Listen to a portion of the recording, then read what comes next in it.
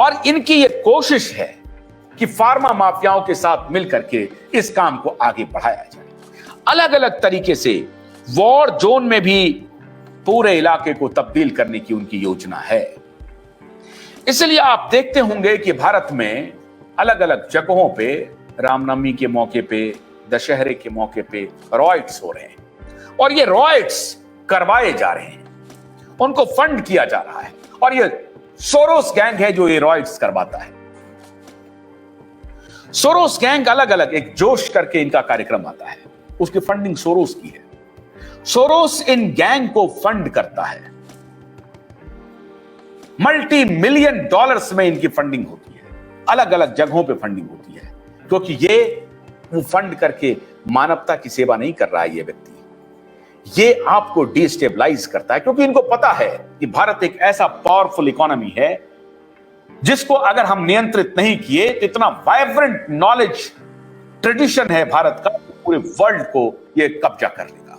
दुर्भाग्यवश हमारे जो लीडरान हैं, सरकार में बैठे और अपोजिशन में बैठे, ये सब के सब उनके हाथों खेल रहे हैं। लेकिन एक रे ऑफ होप दिख रहा है, एक रे ऑफ होप मुझे दिखाई पड़ रहा है, और वो रे ऑफ होप है रसिया के मुद्दे पर भारत का सोरोस गैंग और बाइडेन गैंग से पीछा छुड़ाना।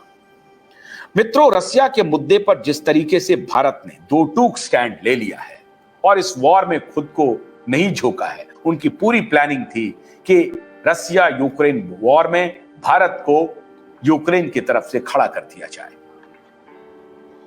लेकिन भारत ने ऐसा नहीं किया। अब जब रसिया और चाइना एक प्रकार से इकट्ठा हो रहा है, इकट्ठा है, रसिया चाहता है कि यूएस डॉलर कमजोर हो, उनकी जो सबसे बड़ी ताकत है ना वो यूएस डॉलर है, लेकिन हमारे यहां के लोग उनको कहने में लगे हुए हैं नहीं नहीं नहीं नहीं नहीं नहीं, यूएस डॉलर कमजोर नहीं हो रहा है, नियर वो आर्टिकल लिखने का धंधा शुरू कर दिया। लेकिन आईएमएफ कह रहा है कि हाँ, आईएमएफ कह रहा है कि यूएस डॉलर का जो स्टॉक कैपेसिटी है अलग अलग देशों में वो घट रहा है और ट्रेडिशनल उनके जो रुपीस हैं वो बढ़ते जा रहे हैं। आईएमएफ को डर है कि अगर ये वॉर प्रोलॉन्ग किया रसिया यूक्रेन का तो it can go either way, और अगर दूसरी तरफ ये चला गया तो डॉलर कमजोर होगा और वैसी स्थिति में हो सकता है कि सऊदी भी हमसे हाथ खींच ले, क्योंकि सऊदी भी समझ बूझ के चल रहा है कैसे हम चलें। तो ये जो हालात बने हुए हैं उसमें हमें भारत को नया प्लानिंग करना पड़ेगा। इन माफियाओं के खिलाफ भारतीय जनमानस को तैयार होना पड़ेगा, खड़ा होना पड़ेगा, और वो तभी हो सकते हैं जब आप वर्ल्ड ऑर्डर को समझना शुरू कर दें। मैं आपसे आग्रह कर रहा हूं कि आप वर्ल्ड इकोनॉमिक फोरम और रॉकफेलर फाउंडेशन, सोरोस की history, Gates foundation, Ford foundation, इन सारे फाउंडेशंस के बारे में तहकीकात करना शुरू कर दीजिए। और उसके बाद जो लोग आपके आसपास ऐसे फाउंडेशंस की चर्चा करें तो आप उनको दो ही बात पूछना, या तो आप अनजान हो, या फिर आप दलाल हो, या फिर आप भूखे नंगे हो। आप by hook and crook, you need money, you need dollar, therefore you are supporting them, therefore you are supporting these mafias.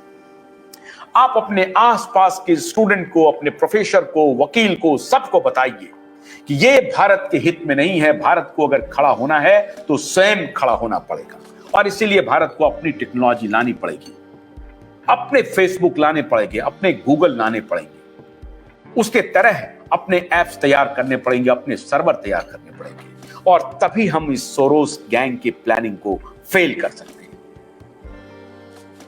Soros एक हंगरी का आदमी पूरी दुनिया को अपने कब्जे में कर रहा है, वो अमेरिका को भी डिस्टेबलाइज कर रहा है। उसको अमेरिका से कोई लेना देना नहीं, वो हंगेरियन है।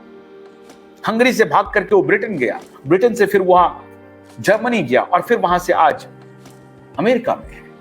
वो अमेरिकन नेशनल है, लेकिन उसकी नजर वो एक ऐसा पिशाच है, ऐसा पिशाच है कि उसको वो सैडिस्टिक प्लेजर लेता है जब कहीं किसी रीजन में डिस्टेबलाइजेशन होता है, पॉलिटिकल अनरेस्ट होता है, इकोनॉमिक अनरेस्ट होता है, तो उसमें प्लेजर लेता है, लेकिन नाम लेता है कि हम आपका भला कर रहे हैं। उसी प्रकार से ये गेट्स, उसी प्रकार से रॉकफेलर आपको बर्बाद कर रहे हैं। वर्ल्ड इकोनॉमिक फोरम के खिलाफ पूरे देश को खड़ा होना पड़ेगा, और वो तभी हो पाएगा जब एक एक इंजीनियर, एक एक लॉयर, एक एक प्रोफेसर इस बात को समझेंगे, जानेंगे, शोध करेंगे, रिसर्च करेंगे और अपने राजनेताओं से सवाल करेंगे, और ऐसे डॉक्टरों से, ऐसे निर्लज्ज, पतित, अज्ञानी डॉक्टरों को सवाल करेंगे और बोलेंगे अपने बेटे की तस्वीर लगाना बंद करो फेसबुक पे।